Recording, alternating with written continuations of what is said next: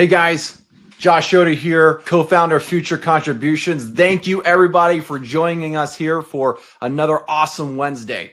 I hope your guys' week is going great. Mine has been fantastic and full of obstacles, I'm sure, just like yours. But this week is going to be an amazing week, guys. We're about halfway through the month here. And once you get about halfway through the month, you have a good aspect of typically what happens when you're getting through the month, especially in business, is your numbers are coming in. Usually your numbers increase towards the last half of the month. They typically double versus the first half. And a lot of times that happens. It's just really just because of the zone that you put your mindset in. And like we just heard on the video, the motivation, what you're putting in to your mind every single day is going to be the driving force of what's going to be put from without you. So looking at this Wednesday, what we're really going to cover is the 4 pillars to business. So we have the 4 pillars to business. We'll be going over the 4 pillars of business and that really what concretes and establish these 4 pillars. So we'll get into all that as well. And I'm going to open it up just a little bit for any questions at the end, if anybody has any questions. But if you're new to the webinar, welcome. We're so glad to have you. Every single Wednesday, we talk about business development as far as self-development and leadership, sales, marketing, all the operations that go into daily business. So getting into the 4 pillars to business, the number 1 pillar a lot of companies forget to set up is going to be legal. Legal is such an important establishment when you're starting your business. If you don't have a strong legal foundation, what you can do is you can build your entire business on a massive sandhill. When you build your business on that type of sandhill, it doesn't take much to take the foundation out. And though you have amazing, beautiful structure above, everything else crashes. You know, I have my personal experience with this. And when I first started my business, I was about 3 months in, and one of my competitors called me and he said, "Hey, you're using the name of my business." I said, "What are you talking about? It's my last name. My last name's Yoder." And he was another Yoder in his business, and I named it after my last name. And he said, "You need to change it or I'm going to sue you." So I was like, "Nah, this can't really be. I'm using my last name. You know, how can he do this? How's this even possible?" So anyway, we ended up getting into a lawsuit. It ended up costing me thousands and thousands of dollars to settle in court, when if I would have done my setup properly in the beginning, I would have understood on a legal standpoint when you're starting a business that in trademark law that you cannot trademark your last name. And if you can't trademark and protect your business, then you should be naming that anyway.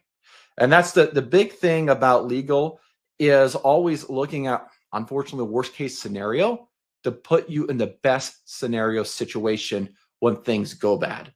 And that's really important. So looking at legal, it's, we got compliance with regulations. That's going to be a huge one, especially you bosses and you owners in the trade businesses. There's constantly new regulations, things coming through, things constantly changing, new codes and things. So we have to stay up with. And next is going to be like contracts and agreements. How legit is a contract if all your I's are not dotted and your T's crossed and the periods and everything else where it needs to be? There's loopholes in a lot of different things. Spend the money to get your contracts set up properly. That way they're legally binding. That way that you can put concrete on them and you can build off of it.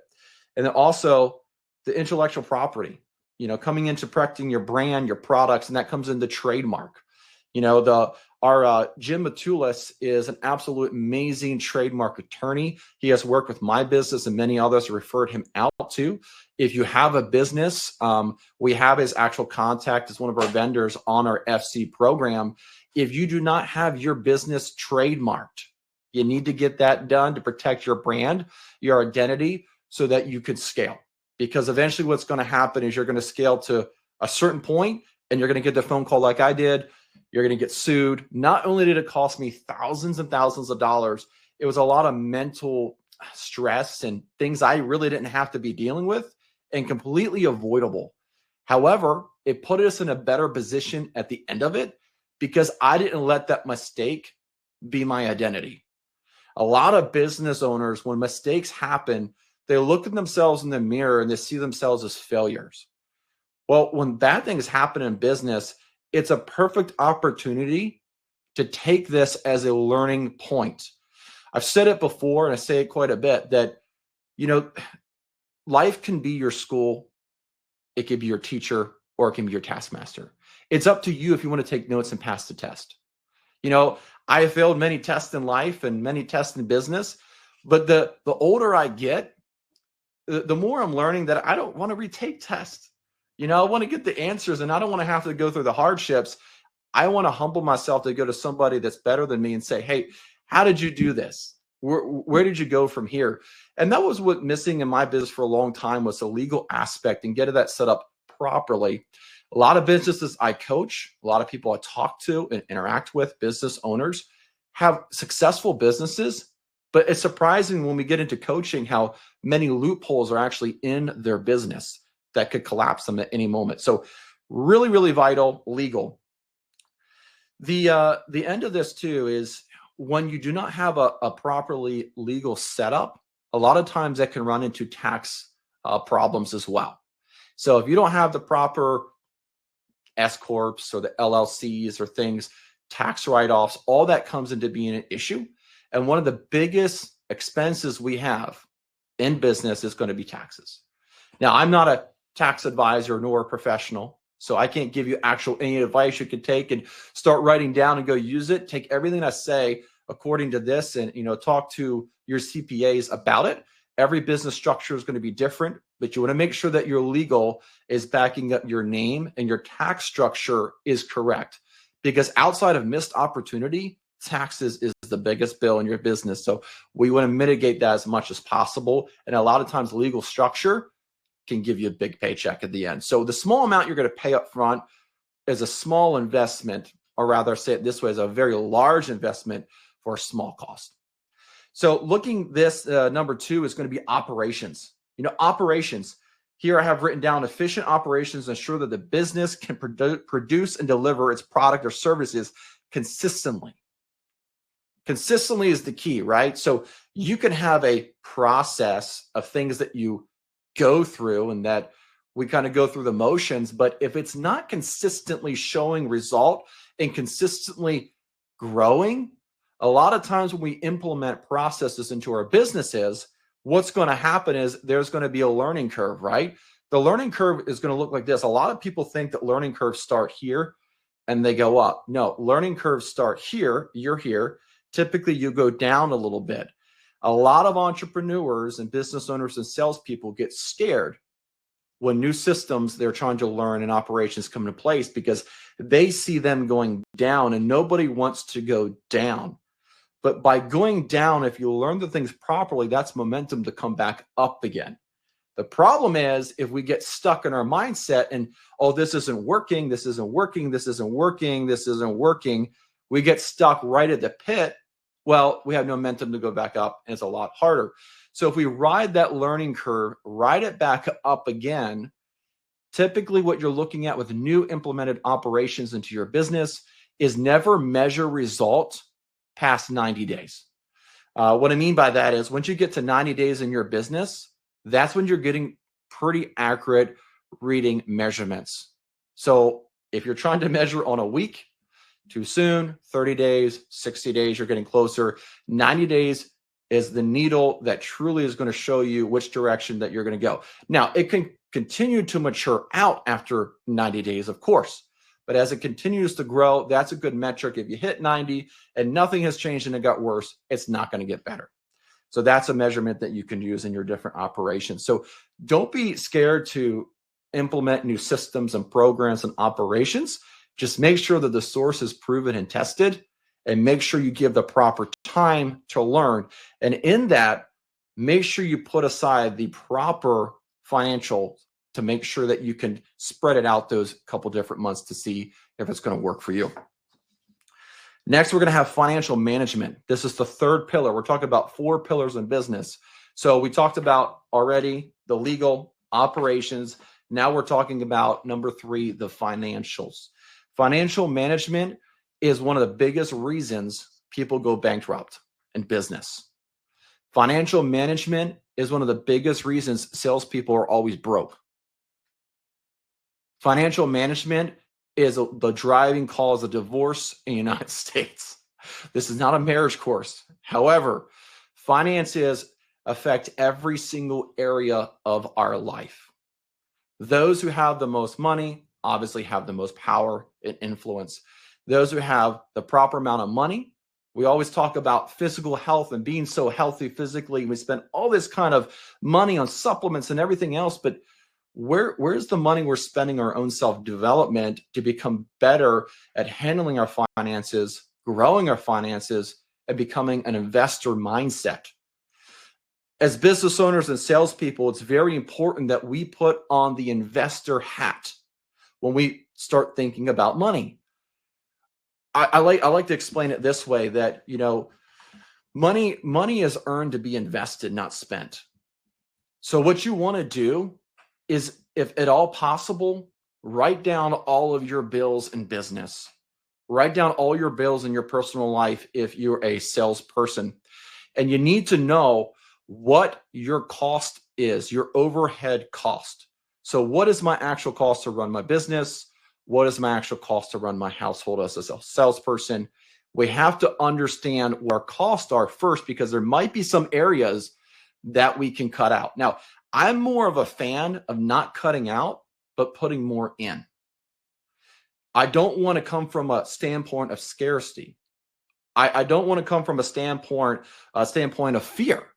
I want to come from a standpoint that there is more out there and I want to live a better life. However, once we know what our bills are going to be every single month, hey, you know what? We can cut this out. We don't need this nice of a car right now. We can cut it down to this, because I'm more concerned about my future than the right here now. So what you want to eventually do is be able to put 40% of everything you have into investment. That's for any entrepreneur. That's for anybody who has, as a salesperson, you want to get to a point where you can put 30 to 40% of what you're making towards investment after you have 3 to 6 months of backed up savings in case something would go bad, like an emergency fund. That is really good to have at least 90 days. If you can get up to 6 months, that's even better. And once you're able to do that, you put yourself into a security to where if something bad happens, you not only have now jeopardized yourself or maybe your household, but when you're running a decent sized company, it's more than just you that is affected. So it's also our responsibility as business owners to make sure that our companies are protected financially. So when we're able to do that, and we do not increase our lifestyle as business owners, guys, this is so huge. Once you start making over that $1 million a year as a salesperson, once you start making over 150, I remember going from making $20,000 a year to 50 to 80 to 90 to 100, 150, 250, 300 and up. And it's a great feeling. But in the early years of my sales, I was all my life in construction, not making a lot of money. I just increased my lifestyle with my spending. And eventually what happened is I wasn't saving any more money. And financially, I was just as stressed as I was making $60,000 is at $150,000 to $175,000, guys. The stress was exactly the same. I just increased my stress because I was financing all this other stuff I didn't need, living a lifestyle even outside of what I was making. So we always want something we can't have, right? It's human nature. So coming into financial management, what I learned is the 40% rule. Don't increase the level of your lifestyle. And when you put in 40% into investments, and then you want to live off of the residual. You want to get a point to, if you want to buy that nice car, buy that nice watch, do the nice things and fancy vacations, do it out of the residual return of your investment, not of earned income. So we want to stay away from spending earned income as much as we can. Why? Number one, financial protection, financial security for the future, but also for taxes. Whatever we spend personally, we are going to get taxed on. Whatever we invest into is a tax write-off. So if you want to create wealth over time, you want to stay away from getting taxed as much as possible, of course, staying into the legal parameters. So financial management, we could have a whole segment on this. I am not an expert by any means, but I have learned enough to know that this is a very important subject. And a lot of companies that I coach, this is going to be number one where they're failing.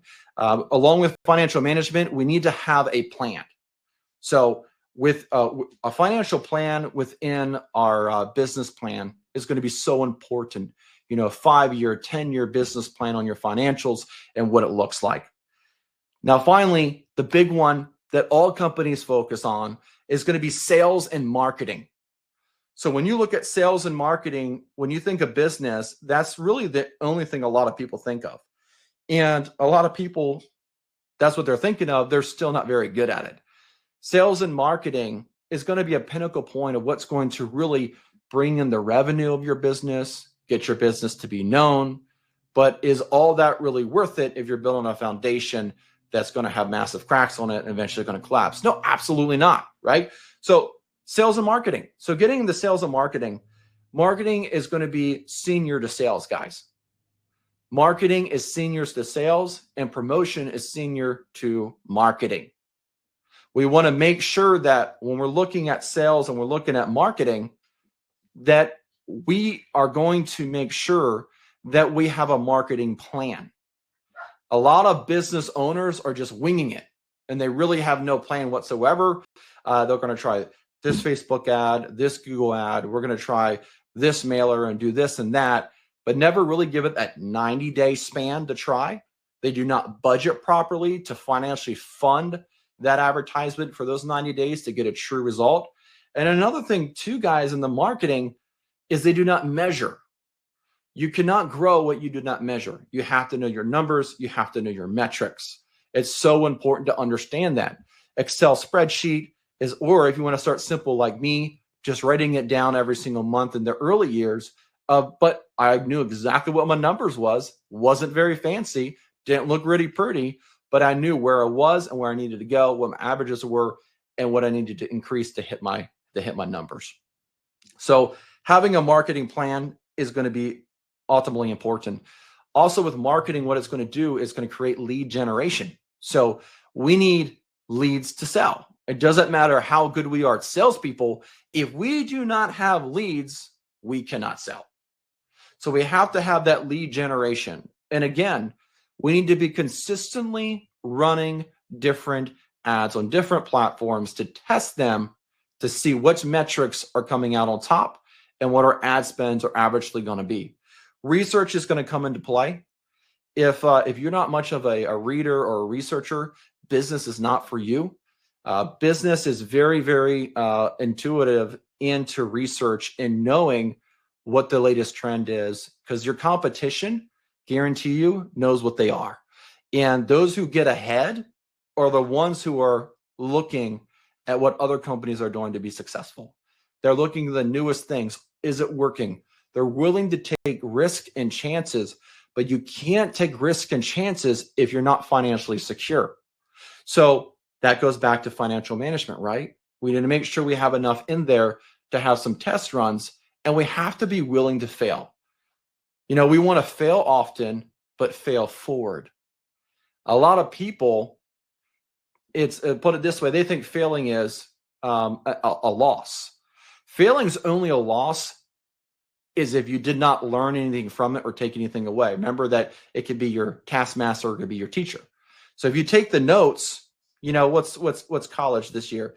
We have college, it's right around at the high end, $100,000 a year, maybe a little higher than that, some crazy colleges, right? Well, what is $10,000 lost in learning a lesson that you don't have to learn it again in school life? So pretty cheap learning there. So be prepared to put back what you properly need to run those ads properly. And then customer retention. You know, in marketing, it's not just getting a customer. How do we convert that customer to a lead? So converting a customer to a lead can be very challenging. You know, promotion and marketing kind of get synced together, but they're two separate things. Promotion shouts, this is who we are. Marketing brings them into what you do, and the sales brings them into how you can help them. So moving into the sales portion of this. So looking at sales, when you're looking at sales, you need to make sure that you do have a sales process and that your sales are not just highlighting the product, but actually moving the product. We don't just want to say what we do and look fancy and come across and the customer says, "You're an amazing salesperson." And I mean that. We'll get back to you. Is that really a compliment if somebody says you're a good salesperson? I've never had somebody tell me I'm a good salesperson that bought from me. That is the death of a deal when somebody says you're a good salesperson. Maybe you guys have a different experience, but in my experiences, very few times did somebody tell me you're a good salesperson and they buy from me. So we don't just want to be good salespeople. We want to be good closers. At the end of the day, we want to sell like there's nothing but competition, but we want to close like there is no competition. I'm going to say it again. We want to sell like there's nothing but competition, but we want to close like there is no competition. So when we sell, we want to highlight the minute little details that other companies in your industry selling the same product are not going to mention. How do you build value? It's not just by offering something different. It's by being thorough. And by being thorough, highlighting the smallest little deals that maybe really matter to them the other guy didn't mention. For example, if you look at, let's say you're selling a roofing system and you're a master elite, and all my roofers will know what that is. Well, as a master elite, you're going through there, and a lot of people are master elites. You're going to be 10-year proven business and going through the rings of GAF, and they say you're a master elite. Well, that's great. A lot of people can do that. But what about actually getting up on the roof to do your roof quote? Who knew, right? You're getting a new roof, get up on your roof. Getting into the attic. Explaining like what kind of drip edge that you're going to use, what point thickness is the aluminum drip edge going to be versus the other guy, or maybe just saying, hey, this is the kind of drip edge that we use. It's going to come out 2.5 inches, so you have the overlap. So when the water runs over the edge, it's not going to backflow or water dam back into the attic. This is a common problem in roofing systems we noticed the last couple of years with the amount of rain that we're having. So to avoid that, we do offer a bigger drip edge. Well, the other guy could be offering the exact same thing, but he didn't mention it. He didn't highlight it, but you did. And now the customer has heard it from you. You're not having to charge any more for your product, but they're willing to pay more for it. So sales and highlighting is going to be very, very important. Now, when it comes to the close, what I mean by we want to sell like there is no competition, we do not want to be the cheapest. We don't want to think about anybody else in the close. We don't want to think about any other businesses, even if they told you 3 times that they're getting other quotes. It doesn't matter if they're getting other quotes. The only reason they're saying that they need to get other quotes is because they don't trust you. We talked about it in my company in UBA here this morning that there's several main objections. I need to talk to my wife. I need to think about it. The price is too high. Hey, I'm not ready right now. I'll get back to you. But all of those are really going to be smoke screens to the one true objection. There's only one true objection. And that's going to comes down to trust. Do they trust you? And that's why in our sales system, we mentioned it last year about our PPR, personal, professional, and relatable, the bridge of rapport, building a relationship with the customer, doing all those things correctly. So when we come across to the sale, it transitions to a closed deal. And when it comes into a closed deal, we're not concerned about anybody else because we did our job as salespeople and highlighted everything. And now they have their own internal pressure on themselves to make a purchasing decision because they like you, because you're personable, you're professional, and you're relatable. And being relatable, you built such a connection with them outside of why they even called you there. But from a human being to a human being, you have some sort of connection that you have built with them to that they trust you. Because a lot of times, how many of you had the experience, if you think about it, that there was a product that you seen online on Amazon, on Facebook, you're scrolling, I never do that either, scroll in bed and just kind of scroll, these advertisements go up, Well, when that happens is you might see a product and never think anything of it. But one of your friends says something about the same exact product and you go and buy the product Why? The product didn't change. The advertising didn't change. The marketing didn't change. The salesmanship didn't change. It was the trust factor. That bridge of trust was spanned by relationship. And that's the biggest thing when it comes to sales. So this is not talking about sales today. We can continue to go on about a lot of these subjects, but we talked about the 4 pillars of business, which is legal, operations, financial, and sales and marketing. So these 4 pillars, legal, operations, financial management, and sales marketing, are essential for building a stable and successful business. When properly aligned and supported by strong leadership, they create the foundation for sustained growth and competitive advantages. So there are 4 things that make up these pillars. These things that hold up these pillars, that are the concrete that get them down to bedrock and hold all this together in any business, is going to be leadership. That's right. Leadership is what's going to hold and fasten these pillars to the ground. Did you guys ever see a really, really big bridge and the pillars were just sitting on top of the ground and the cars are going over top of them and they're wobbling? Absolutely not. So you could say it another way. How good is a bridge without the supports underneath? We always talk about the Golden Gate Bridge and how magnificent it is. We never talk about the Golden Gate pillars. What's more important, the pillars or the bridge? What's more important, the pillars or the foundation? They're all uniously important. And understanding that is leadership is that foundation that starts and holds everything together. There's going to be 4 different aspects when it comes to leadership. The first of being discipline. You know, being a disciplined leader is getting harder and harder in this day and age. It never was an easy task, but it's becoming a harder one. It's becoming very easy to be lazy in this society and the way that we live. It's getting very easy not to be in shape. It's getting very easy to go after entertainment and live for entertainment rather than for the things that are going to better benefit us.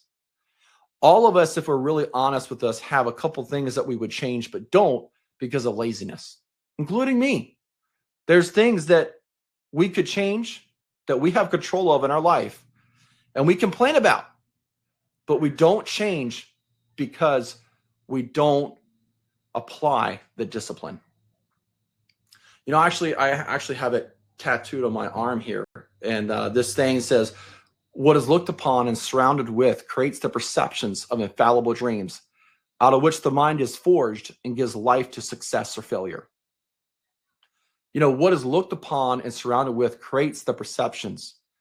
So it's not just about what you think, it's about what you surround yourself with. The 5 closest people you hang out with is who you're going to become. And it doesn't just have to be people, right? It could be your 5 closest environments. If you want to make a change, hang out in the environment, hang out with the people that have the change, and that will create the thoughts of change in your head, which will cause you to speak change out of your mouth, and your words have a way of shaping and bringing into your life what you really want, and it turns into an action. That's how success is won. So if we want to change something, let's go to the people who have already done it. If we want to accomplish something, let's go to somebody who's already accomplished it, ask them how they did it. Of course, it's going to be slightly different for every individual. There's different challenges and different hurdles, but we want to end up at the same destination. Nobody was born a superhero. We're all human beings. We all bleed red, right? So in looking at that, what is discipline? You know, I have written down here, discipline is the comment. I'm sorry, it's the comment. Discipline is a commitment to doing what needs to be done, even when it's hard or uncomfortable. It is about persistence, focus, and the ability to resist distractions. It's the engine that keeps leaders moving forward when faced with challenges. So it's not about the size of the challenge that's the problem. It's about the size of your purpose. It's not about the size of the challenge that's the problem. It's about the size of your purpose. The size of your purpose will ultimately put you in your surroundings. It'll ultimately put you in a position of an opportunity to be successful or not. Looking at discipline is also, we have the mindset we talked about. We talked about the purpose. We talked about the environment.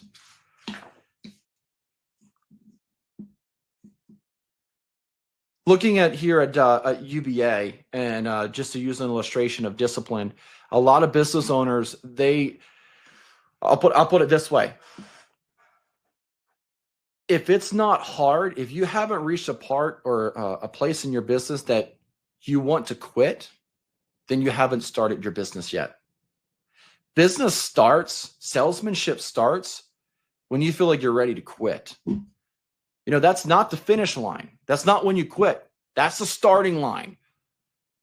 When you feel like when you want to quit, that's when you need to start. And that's when you need to press harder. And that's why you need to surround yourself with different environments and continue to grow. When I first started UBA, I started this off of a very, very bad health condition. I was diagnosed with mold poisoning. I didn't work for 3 weeks. I was in the hospital for 3 weeks straight for 8 hours a day, multiple medications. I had other physical elements going on. I got dizzy spells. I did not feel good at all. I was just coming out of being a full-time salesperson, but had this dream about implementing FC system into a business I was going to start to prove it worked, to launch it full scale years ago.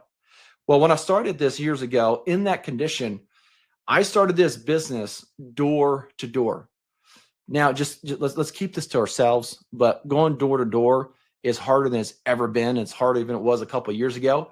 But even in my condition, there was some times where I would get into the community, the gates were closed, I would scale a wall. Just saying. Just you use that what you want to do. But I was desperate. My purpose was big enough.